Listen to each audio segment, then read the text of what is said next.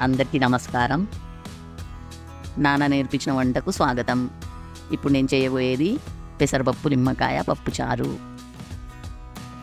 పెసరపప్పు చారు చేయడానికి పెసరపప్పు నానబెట్టుకోవాలి, 2 ఉల్లిగడ్డలు పెట్టుకోవాలి, 1 టమాటా పెట్టుకోవాలి, 4 పచ్చిమిరపకాయలు పెట్టుకోవాలి, కొంచెం అంత కరివేపాకు పెట్టుకోవాలి, కొద్దిగా కొంచెం కొత్తిమీర పెట్టుకోవాలి.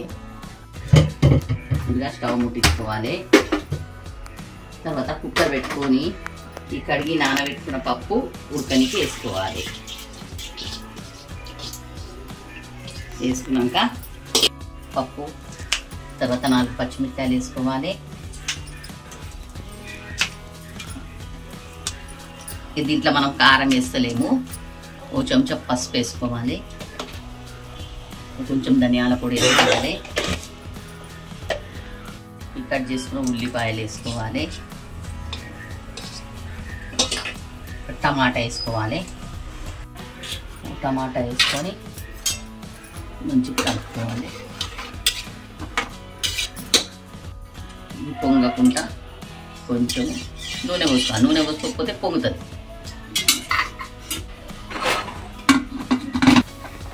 కుక్కర్ మూత పెట్టుకొని 2-3 విజిల్ రానియాలి.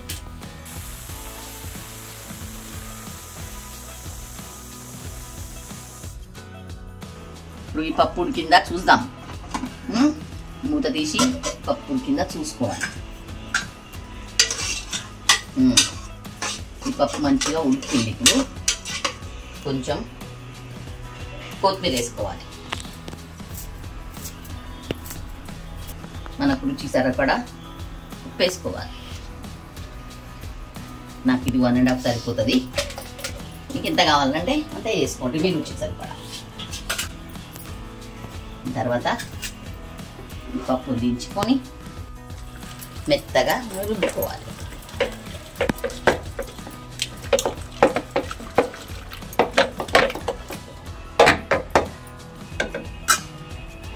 వాటర్ పోసుకోవాలి. మనకు పప్పు ఎంత పలసగా కావాలా చిక్కగా కావాలా అది మన ఇష్టం. 2 రెమ్మల కరివేపాకు వేసుకోవాలి. నిమ్మకాయ రసం పప్పులో పోసుకోవాలి.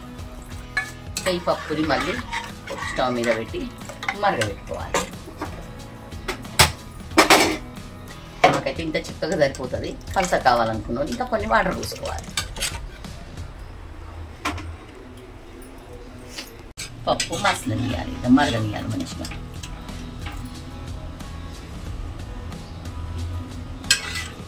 ఈ పప్పు రుచి చూసుకోవాలి, మనకు ఉప్పు సరిపోయిందా లేదా అని. నాకైతే ఉప్పు సరిపోయింది. ఈ పప్పులో మనము కారం వేసి అస్సలు వాడలేదు, పచ్చిమిర్చి వాడినాం.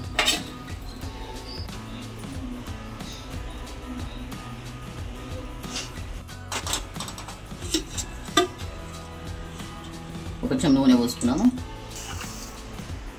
కొద్దిగా ఆవాలు జీలకర్ర,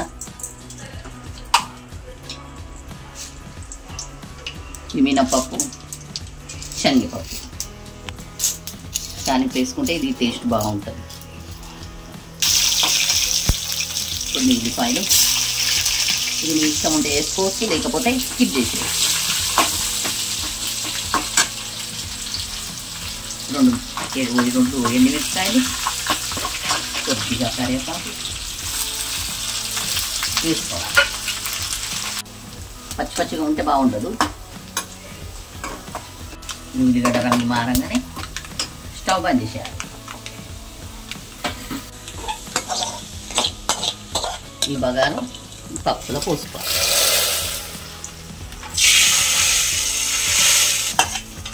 మన నిమ్మకాయ పెసరపప్పు చారు రెడీ.